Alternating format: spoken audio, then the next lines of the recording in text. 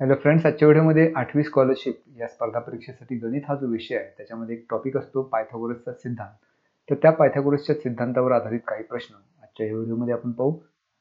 हे सराव प्रश्न नवनीत स्वाध्याय 17.2 या स्वाध्यायातले आहेत. तर सुरुवात करूया पहिल्या प्रश्नापासून.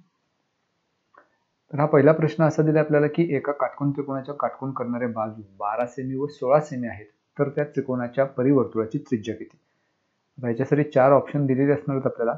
त्या 4 ऑप्शनपैकी आपल्याला अचूक उत्तर शोधायचं आहे. आता ह्या दिलेल्या माहितीनुसार आपल्याला एक आकृती काढून घ्यावी लागेल. आता ज्या अर्थी इथं परिवर्तुळाची त्रिज्या विचारली त्या अर्थी इथं आपल्याला एक त्रिकोण काढावं लागेल ज्याचे तिन्ही शिरोबिंदू वर्तुळावर असतील, म्हणजेच मग ते परिवर्तुळ असणार आहे. आता तो जो त्रिकोण आहे तो काटकोन त्रिकोण आहे, कारण त्या काटकोन करणाऱ्या बाजू 12 आणि 16 सेमी दिलेले आहेत. मग समजा हा एक त्रिकोण आपण घेऊ इथं ABC, जो काटकोन त्रिकोण आहे, आणि BC हा त्या काटकोन त्रिकोणाचा कर्ण असला पाहिजे, कारण तो जर कर्ण असेल म्हणजेच तो त्या वर्तुळाचा व्यास असणार आहे, कारण अर्धवर्तुळात अंतर्लिखित झालेला कोन जो आहे तो काटकोन असतो. म्हणजेच हा कोन A काटकोन असेल आणि त्या काटकोनासमोरची बाजू BC कर्ण. म्हणजेच या आकृतीमध्ये BC हा काटकोन त्रिकोणाचा कर्णही आहे आणि BC हा या वर्तुळाचा व्यासही आहे. आता दिलेल्या माहितीवरून AB आणि AC ह्या दोन काटकोन करणाऱ्या बाजू आहेत, त्यांची लांबी 12 सेमी आणि 16 सेमी दिलेली आहे. तर या परिवर्तुळाची त्रिज्या आपल्याला विचारली. मग परिवर्तुळाची त्रिज्या काढायची असेल तर व्यास जर आपण काढू शकलो तर त्याच्यावरून त्रिज्या काढता येईल, आणि या परिवर्तुळाचा व्यास म्हणजेच या काटकोन त्रिकोणाचा कर्ण आहे. आता हा जो काटकोन त्रिकोण आपल्याला दिसतोय आकृतीमध्ये, काटकोन त्रिकोण ABC, याच्यामध्ये आपण पायथागोरसचा प्रमेय किंवा पायथागोरसचा सिद्धांत वापरू शकतो, ज्याच्यानुसार कर्णाचा वर्ग म्हणजेच BCचा वर्ग हा इतर दोन बाजूंच्या वर्गांच्या बेरजे इतका असतो. म्हणजे BC वर्ग बरोबर ABचा वर्ग अधिक ACचा वर्ग, आणि हे आपण लिहू शकतो पायथागोरसच्या सिद्धांतानुसार. आता BC आपल्याला काढायचा आहे. AB 12 आपण घेतलेले आहे, ती किंमत इथं ठेवूया. त्याचा वर्ग AC 16, त्याचा वर्ग ह्या झाल्या काटकोनाच्या काटकोन करणाऱ्या बाजू.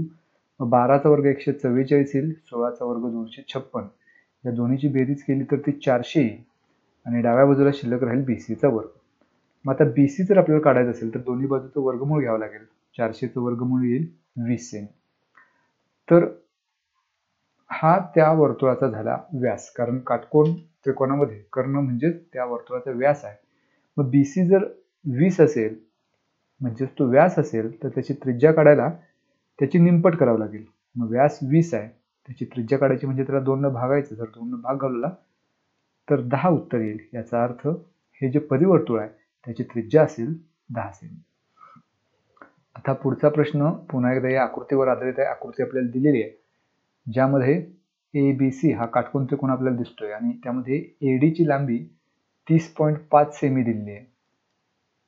तर BC किती असा प्रश्न विचारला. आणि या आकृतीमध्ये आणखी एक माहिती अशी दिली की AB ची लांबी 11 आहे. आता या आकृतीमध्ये AD आणि DC समान रेषाखंडाने दाखवले, म्हणजे ते दोन्ही एकरूप आहेत. म्हणजे तिथं आपण असं लिहू शकतो AD बरोबर DC, आणि त्या दोन्हीची लांबी असणार आहे 30.5, कारण AD 30.5 आहे, मग DC सुद्धा 30.5 असेल. मग याच्यावर आपण AC काढू शकतो, कारण AC म्हणजे हे जे दोन लहान रेषाखंड आहेत AD आणि DC यांची बेरीज आहे. मग AD 30.5 अधिक DC सुद्धा 30.5 आहे. मग 30.5 अधिक 30.5 61 येईल. म्हणजे AC हा जो रेषाखंड आहे तो 61 लांबीचा आहे, AB 11 लांबीचा आहे. मग याच्यावरून आपल्याला BC ची लांबी काढायची आहे. हा काटकोन त्रिकोण असल्यामुळे इथं पायथागोरसचा सिद्धांत आपण वापरू शकतो. म्हणून या त्रिकोण ABC मध्ये जो काटकोन त्रिकोण आहे त्याच्यामध्ये कर्ण वर्ग बरोबर इतर दोन बाजूंच्या वर्गांची बेरीज अशा स्वरूपात आपण लिहू शकतो. मग या काटकोन त्रिकोण ABC मध्ये कर्ण आहे AC, त्यामुळे ACचा वर्ग बरोबर इतर दोन बाजूंच्या वर्गांची बेरीज म्हणजेच ABचा वर्ग अधिक BCचा वर्ग. मग इथं AC ची किंमत आपण काढलेली आहे 61, ती इथं ठेवूया. 61चा वर्ग बरोबर AB ची किंमत दिलेली 11, त्याचा वर्ग अधिक BCचा वर्ग, ते आहे तसे ठेवू. आता इथं 61चा वर्ग म्हणजे 61 गुणिले 61 हा जर गुणाकार केला तर उत्तर येईल 3721 बरोबर 11चा वर्ग 121 अधिक BCचा वर्ग. 121 आपण डाव्या बाजूला घेऊया. 3721 वजा 121 होईल बरोबर BCचा वर्ग. 3721 वजा 121 उत्तर येईल 3600 बरोबर BCचा वर्ग. दोन्ही बाजूचं वर्गमूळ घेऊया. 36चं वर्गमूळ येईल 60 आणि BC वर्गचं वर्गमूळ BC. म्हणजेच इथं BC हा जो रेषाखंड आहे त्याची लांबी येईल 60. तर हे आपलं उत्तर. हा पुढचा प्रश्न पुन्हा एकदा या आकृतीवर आधारित आहे. या सोबतच्या आकृतीमध्ये m ची किंमत काढायची जी या बैजिक राशीमध्ये म्हणजे 2m - 5 मध्ये दिले. मग इथं m ची किंमत काय, त्याच्यासाठी हे 4 पर्याय दिले: 15, 14.5, 24 की 24.5. आता हा काटकोन त्रिकोण ABC असल्यामुळे इथं पायथागोरसचा प्रमेय आपल्याला वापरता येईल. त्या पायथागोरसच्या प्रमेयानुसार आपण असं लिहू शकतो: त्रिकोण ABC मध्ये कर्ण वर्ग बरोबर इतर दोन बाजूंच्या वर्गांची बेरीज. मग या त्रिकोण ABC मध्ये कर्ण आहे AC, त्याचा वर्ग बरोबर ABचा वर्ग अधिक BCचा वर्ग असं आपण लिहू शकतो. मग AC हे 2.5 दिलेलं आहे. तर इथं AC 2.5 नाही, इथं 25 आहे. मग AC ची लांबी 25 आहे, ती इथं ठेवूया. 25चा वर्ग बरोबर AB 7 आहे, त्याचा वर्ग अधिक BC 2m - 5 ते तसंच ठेवूया.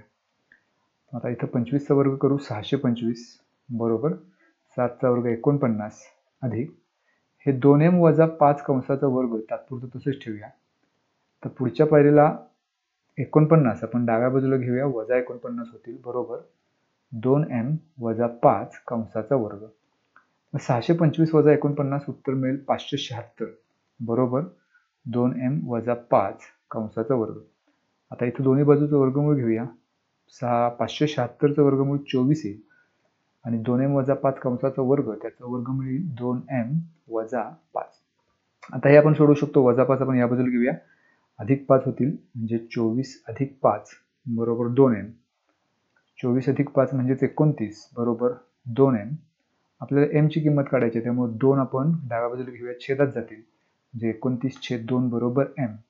आता 2 जर भाग घालवला 29ला तर उत्तर येईल 14.5. म्हणजेच m ची किंमत होईल 14.5, जी इथं आपल्याला पर्याय क्रमांक 2 मध्ये दिलेलं आहे. त्यामुळे या प्रश्नाचं उत्तर पर्याय क्रमांक 2. ओके, हा पुढचा आणखी एक प्रश्न आकृतीवर आधारित आहे. या आकृतीमध्ये O हा वर्तुळाचा केंद्रबिंदू आहे असं दिले. AC ची लांबी 33 आहे, BC ची लांबी 44 आहे, तर AO किती असा प्रश्न विचारला. इथं आकृतीमध्ये थोडासा बदल आहे. हा बिंदू B नाही तर हा बिंदू आहे C आणि हा बिंदू B. ओके, आता दिलेल्या माहितीनुसार AC ही लांबी आहे, याची लांबी आहे 33, BC ची लांबी आहे 44, तर AO किती म्हणजे हा जो रेषाखंड आहे AO याची लांबी आपल्याला विचारली. मग O हा वर्तुळाचा केंद्रबिंदू आहे आणि AB ही त्या केंद्रातून जाणारी जीव आहे. म्हणजेच या आकृतीमध्ये AB जो आहे तो व्यास आहे. हा जर व्यास असेल तर त्रिकोणाची एक बाजूही आहे. याचा अर्थ हा जो त्रिकोण ACB मिळतोय तो काटकोन त्रिकोण असणार आहे, कारण हा जो कोण आहे ACB तो 90 अंशाचा असेल. कारण जर AB व्यास असेल तर ACB हा अर्धवर्तुळ असणार आहे आणि त्या अर्धवर्तुळामध्ये अंतर्लिखित झालेला कोन हा काटकोन असतो. म्हणजे कोन ACB हा काटकोन असणार आहे. म्हणजे त्रिकोण ACB हा काटकोन त्रिकोण आपल्याला मिळेल. तो जर काटकोन त्रिकोण असेल तर त्या काटकोन त्रिकोण ABC मध्ये आपण पायथागोरसचं प्रमेय वापरू शकतो, ज्याच्यानुसार आपल्याला कर्ण वर्ग म्हणजेच इथं या आकृतीमध्ये कर्ण AB आहे त्याचा वर्ग हा इतर दोन बाजूंच्या वर्गांच्या म्हणजेच AC वर्ग आणि BC वर्ग यांच्या बेरजे इतका असणार आहे. मग AB त्याची लांबी आपल्याला काढायची आहे. AC ची लांबी दिलेली 33, त्याचा वर्ग अधिक BC ची लांबी 44, त्याचा वर्ग. मग 33चा वर्ग जर केला तर तो येईल 1089 अधिक 44चा वर्ग येईल 1936. या दोन्हीची बेरीज म्हणजेच 3025 आणि डाव्या बाजूला ABचा वर्ग. आपल्याला AB ची किंमत काढायची, त्यामुळे दोन्ही बाजूचं वर्गमूळ घेऊया. मग AB वर्गाचं वर्गमूळ AB आणि 3025चं वर्गमूळ येईल 55. तर ही लांबी AB ची मिळाली. आता AB हा व्यास आहे आणि O हा वर्तुळाचा केंद्रबिंदू आहे, याचाच अर्थ AO ही झाली त्रिज्या. मग ह्या वर्तुळाचा व्यास हा 55 आहे, कारण AB हा वर्तुळाचा व्यास आहे. मग त्याची त्रिज्या काढायची म्हणजे AO काढायचा आहे. जी या व्यासाच्या निमपट असेल, म्हणजेच 55/2. निमपट करायची म्हणजे त्याला 2 न भागायचं. 2 न जर भाग घालवला तर 2 दुणे 4, जसं ते 14, दशांश चिन्ह 2 पंचे 10. उत्तर येईल 27.5. म्हणजे हा जो रेषाखंड आहे AO त्याची लांबी असणार आहे 27.5, जे आपल्याला इथं ऑप्शन 3 मध्ये दिलेलं आहे. त्यामुळे या प्रश्नाचं उत्तर पर्याय क्रमांक 3. ओके, पुढचा एक प्रश्न आहे. एका बागेतील शिडी व घसरगुंडीचे वरचे टोक जमिनीपासून 12 मीटर अंतरावर आहे. शिडीची लांबी 13 मीटर व घसरगुंडीची लांबी 15 मीटर असल्यास शिडीच्या खालच्या टोकापासून घसरगुंडीच्या खालच्या टोकापर्यंतचे अंतर किती? आता हा प्रश्न सोडवायला पहिल्यांदा आपल्याला आकृती काढावी लागेल. एका बागेमध्ये शिडीचे व घसरगुंडीचे वरचे टोक जमिनीपासून 12 मीटर अंतरावर आहे असं दिले. ते जो वरचं टोक आहे त्याला आपण एक नाव देऊया A, B. ही जी उंची आहे ती शिडीची आणि घसरगुंडीचं टोक ज्या ठिकाणी एकत्र येतात ते टोक म्हणजेच A. ही झाली उंची जी 12 मीटर दिलेली. आता शिडीची लांबी, समजा ह्या बाजूला शिडी आहे तर त्या शिडीची लांबी आहे 13. शिडी आणि हे जे टोक आहे खालचं जमिनीचं ते एकमेकांना जोडू, हा बिंदू C घेऊ. म्हणजे AC ही घसरगुंडी झाली आणि त्या घसरगुंडीची उंची AB झाली. आणि दुसऱ्या बाजूला घसरगुंडी आहे ज्याची लांबी 15 सेंटीमीटर आपल्याला दिलेली आहे, 15 मीटर दिलेली आहे. त्यामुळे ही 15 मीटर घेऊया, तो बिंदू D घेऊ, B आणि D एकमेकांना जोडू. तर अशा पद्धतीने ही आकृती तयार होईल आणि ही उंची असल्यामुळे ती जमिनीला लंब असणार आहे. म्हणजे हे दोन्ही काटकोन त्रिकोण आपल्याला मिळतील. आता प्रश्न आपल्याला विचारलाय की शिडीच्या खालच्या टोकापासून घसरगुंडीचं खालचं टोक. आता हे शिडीचं खालचं टोक म्हणजे C आणि घसरगुंडीचं खालचं टोक म्हणजे D. या दोन्ही मधलं अंतर आपल्याला काढायचं म्हणजेच CD हे अंतर काढायचं. CD अंतर जर काढायचं असेल तर दोन वेगवेगळी अंतरं म्हणजेच BC आणि BD आपल्याला काढावी लागतील. जर ती दोन अंतर आपण काढू शकलो तर त्या दोन्हीची बेरीज म्हणजेच CD. आता ह्या दिलेल्या माहितीवरून पहिल्यांदा आपण त्रिकोण ACB मध्ये पायथागोरसचा सिद्धांत वापरू, कारण त्याच्यामध्ये हा जो कोन आहे तो काटकोन आहे. मग त्यामध्ये कर्ण AC आहे, तिथं आपल्याला असं लिहू शकतो AC चा वर्ग बरोबर AB चा वर्ग अधिक BC चा वर्ग. मग AC ची लांबी 13 आहे त्याचा वर्ग, AB ची लांबी 12 त्याचा वर्ग अधिक BC आहे तसंच. आता हे सोडवलं तर आपल्याला BC ची लांबी मिळेल. 13 चा वर्ग 169 आहे बरोबर 12 चा वर्ग 144 अधिक BC चा वर्ग 144. आपण जर डाव्या बाजूला घेतलं तर वजा 144 होईल बरोबर BC चा वर्ग. मग 169 वजा 144 25 येईल बरोबर BC चा वर्ग. आणि दोन्ही बाजूचं वर्गमूळ घेतलं तर 5 बरोबर BC. म्हणजे BC ची लांबी जी आहे ती मिळणार आपल्याला 5 मीटर. हे 5 मीटर मिळालं. आता त्याच पद्धतीनं हा जो दुसरा काटकोन त्रिकोण आहे ABD, त्याच्यामध्ये सुद्धा पायथागोरसचा सिद्धांत वापरून आपण BD ची लांबी काढू शकतो. आता तो दुसरा काटकोन त्रिकोण घेऊया ABD आणि त्यामध्ये सुद्धा पायथागोरसच्या प्रमेयानुसार कर्ण वर्ग म्हणजेच इथं कर्ण आता AD आहे त्याचा वर्ग करू. AD चा वर्ग बरोबर इतर दोन बाजू म्हणजेच AB त्याचा वर्ग अधिक BD चा वर्ग. इथे AD ची लांबी 15 दिलेली आहे, 15 चा वर्ग करू. AB 12 आहे त्याचा वर्ग अधिक BD चा वर्ग. 15 चा वर्ग 225 मिळेल, 12 चा वर्ग 144 अधिक BD चा वर्ग. आता 225 डाव्या बाजूला आहे तसंच ठेवूया. 144 जर डाव्या बाजूला घेतले तर वजा 144 होतील बरोबर BD चा वर्ग. 225 वजा 144 उत्तर येईल 81 बरोबर BD चा वर्ग. इथेही दोन्ही बाजूला वर्गमूळ घेऊया. 81 चं वर्गमूळ 9 बरोबर BD. म्हणजे BD ची लांबी होईल 9 मीटर. आता ह्या दोन्ही लांबी आपल्याला मिळाल्या BC आणि BD. आपल्याला CD अंतर काढायचं आहे. CD म्हणजेच शिडीच्या खालच्या टोकाचं घसरगुंडीच्या खालच्या टोकापासूनचं अंतर. CD म्हणजेच हे दोन लहान सेगमेंट आहेत BC आणि BD, त्या दोन्हींची करायची बेरीज. मग CD बरोबर CB अधिक BD. आता CB म्हणजेच BC 5 मीटर आपण लांबी काढलेली आहे आणि BD 9. 5 आणि 9 उत्तर येईल 14 मीटर. याचा अर्थ या प्रश्नाचं उत्तर 14 मीटर येईल, जे आपल्याला पर्याय क्रमांक 3 मध्ये दिले. त्यामुळे या प्रश्नाचं उत्तर असेल पर्याय क्रमांक 3. पुढचा आणखी एक प्रश्न. वीज पुरवठा करण्यासाठी 2 खांब सपाट जमिनीवर उभे केले. त्यांची उंची अनुक्रमे 20 मीटर व 28 मीटर असून त्या 2 खांबातील अंतर 15 मीटर आहे. त्यांची वरील टोके परस्परांना जोडण्यासाठी कमीत कमी किती मीटर तार लागेल?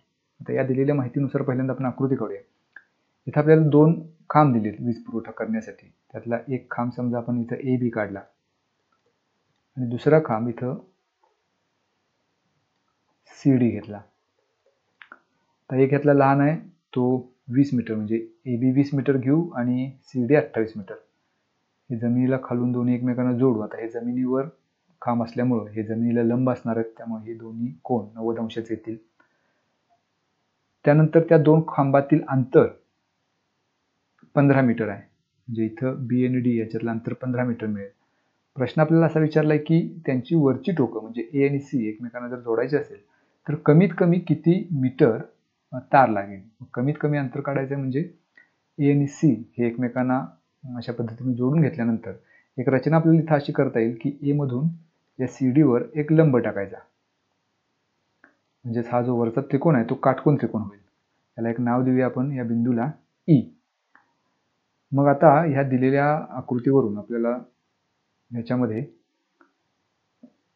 ए बी आणि सी डी हे बी डीला परपेंडिक्युलर आहेत, लंब आहेत. ए हा आपण लंब काढला, त्यामुळे हा जो उरलेला कोन आहे तो सुद्धा 90 अंशच असणार आहे. म्हणजेच हा जो चौकोन तयार होतो तो आयत होतो आणि आयताच्या समोरासमोरील बाजू एकरूप असतात. मग ए बी 20 आहे तर ई डी हे जे अंतर आहे ते सुद्धा 20 असणार आहे. बी डी 15 आहे त्यामुळे त्याच्या समोरची बाजू ए सुद्धा 15 असणार आहे. आता सी डी ही हा जो खांब आहे दुसरा त्याची उंची 28 मीटर आहे. त्यापैकी ई डी 20 असेल तर सीई असणार आहे 8. याचा अर्थ हा जो वरचा त्रिकोण आपल्याला मिळतोय ए ई सी जो काटकोन त्रिकोण आहे त्याच्यामधल्या 2 बाजूंची लांबी आपल्याकडे आहे. मग असं जर असेल तर त्याच्यामध्ये पायथागोरसचा सिद्धांत वापरून आपण AC ची लांबी काढू शकतो आणि तेच आपल्याला विचारले. म्हणजे इथं त्रिकोण AEC मध्ये पायथागोरसच्या सिद्धांतानुसार कर्ण वर्ग म्हणजेच AC चा वर्ग बरोबर इतर 2 बाजू म्हणजेच AE चा वर्ग अधिक CE चा वर्ग. मग AC ची लांबी आपल्याला काढायची आहे कारण कमीत कमी अंतर म्हणजेच त्या 2 टोकांमधलं अंतर आहे. मग AE आपण 15 काढले, इथं ती किंमत ठेवूया 15 चा वर्ग. CE ची लांबी 8 काढलेली आहे, तीही इथं ठेवू 8 चा वर्ग. आता या दोन्हीची बेरीज करू. 15 चा वर्ग 225 अधिक 8 चा वर्ग 64. या दोन्हीची बेरीज केली तर ती येईल 289 बरोबर AC चा वर्ग. दोन्ही बाजूचं वर्गमूळ घ्यावं लागेल. 289 चं वर्गमूळ 17 मीटर. तर हे या 2 टोकांमधलं कमीत कमी अंतर झालं 17 मीटर. तर हा पर्याय आपल्याला पर्याय क्रमांक 4 मध्ये दिलाय, त्यामुळे या प्रश्नाचं उत्तर पर्याय क्रमांक 4. हा आकृतीवर आधारित एक प्रश्न दिलाय. या आकृतीमध्ये आपल्याला असं दिलंय की रेख EF समांतर रेख IH. EF आणि IH एकमेकांना समांतर आहेत. F व I कोन F आणि कोन I हे काटकोन आहेत. EF ची लांबी दिलेली आहे 24 सेमी. EI याची लांबी दिलेली आहे 9 सेमी. FG याची लांबी दिलेली आहे 7 सेमी आणि IH याची लांबी दिलेली आहे 40. तर या आकृतीची परिमिती काय? तर या आकृतीची परिमिती किती असा प्रश्न आहे. आता ह्या आकृतीची परिमिती म्हणजेच या ज्या बाहेरच्या बाजू आहेत त्या सर्वांची बेरीज म्हणजे त्या आकृतीची परिमिती झाली. तर ह्या बाहेरच्या बाजूपैकी EF त्याची लांबी आपल्याकडे आहे, EI ची आहे, IH ची पण आहे. आपल्याला फक्त इथं आता GH ची लांबी काढायची आहे. ती GH ची लांबी जर आपण काढू शकलो तर आपल्याला या प्रश्नाचं उत्तर मिळेल. आता त्याच्यासाठी EIH हा एक काटकोन त्रिकोण आपल्याला मिळतोय. तर त्या काटकोन त्रिकोणामध्ये EH हा कर्ण आहे. त्या कर्णाची लांबी आपल्याला काढता येईल पायथागोरसच्या प्रमेयानुसार. मग हा जो त्रिकोण आहे EIH या त्रिकोणामध्ये आपण पायथागोरसचा सिद्धांत जर वापरला तर EH हा कर्ण आहे त्याचा वर्ग बरोबर EI ही पहिली बाजू अधिक IH ही दुसरी बाजू त्याचा वर्ग. मग इथं EH ची लांबी काढायची आहे. EI ची लांबी आहे 9 त्याचा वर्ग आणि IH आहे 40 त्याचा वर्ग. 9 चा वर्ग 81 अधिक 40 चा वर्ग 1600. बेरीज येईल 1681 बरोबर EH चा वर्ग. मग दोन्ही बाजूचं जर वर्गमूळ घेतलं तर EH बरोबर 1681 चं वर्गमूळ येईल 41. मग ही जी लांबी आहे EH ती 41 आहे. पण आपल्याला ही पूर्ण लांबी नको आहे कारण ह्या आकृतीची परिमिती काढायची असेल तर यामधला फक्त GH हा जो भाग आहे किंवा हा जो रेषाखंड आहे त्याचीच लांबी आपल्याला पाहिजे.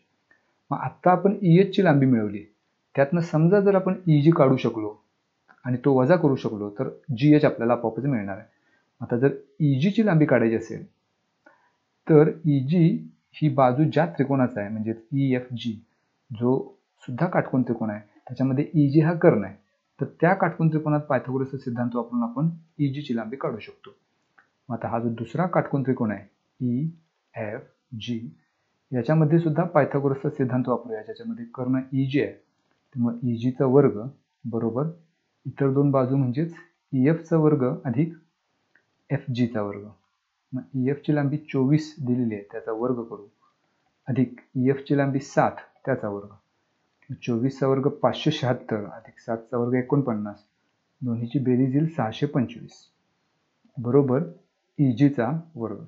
दोन्ही बाजूचं वर्गमूळ जर घेतलं तर 625 चं वर्गमूळ येईल 25. म्हणजे यापैकी EG जे आहे ते 25 आहे आणि EH 41 आहे. मग 41 मधून जर 25 आपण वजा केले तर उत्तर येईल 16. म्हणजे GH याची जी लांबी आहे ती 16 येईल. आता GH ची लांबी मिळाली, EG ची लांबी दिलेली आहे, EF ची लांबी आपल्याला दिलेली आहे, EI ची सुद्धा दिलेली आहे आणि IH ची सुद्धा दिलेली आहे. ह्या सर्वांची बेरीज म्हणजेच या आकृतीची परिमिती. मग या आकृतीची परिमिती काढायला या सर्व बाजू ज्या आहेत त्यांची बेरीज करायची. म्हणजे परिमिती बरोबर EF अधिक FG अधिक GH अधिक IH अधिक EI या सर्वांची बेरीज करू.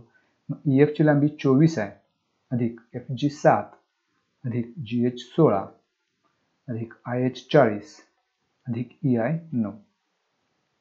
24 आणि 16 40, 40 आणि 40 80, 80 आणि 16 96 हे उत्तर येईल. म्हणजे या आकृतीची परिमिती असणार आहे 96 सेमी, जी आपल्याला इथं पर्याय क्रमांक 2 मध्ये दिले. त्यामुळे या प्रश्नाचं उत्तर पर्याय क्रमांक 2. तर हे झाले प्रश्न नवनीत स्वाध्याय 17.2 मधले पायथागोरसचा सिद्धांत या घटकावर आधारित. तर यामधले इतर स्वाध्याय पाहण्यासाठी डिस्क्रिप्शनमध्ये या सर्व स्वाध्यायांची लिंक देतो, ती पहा आणि त्यानुसार अशी जास्तीत जास्त उदाहरणं सोडवण्याचा प्रयत्न करा.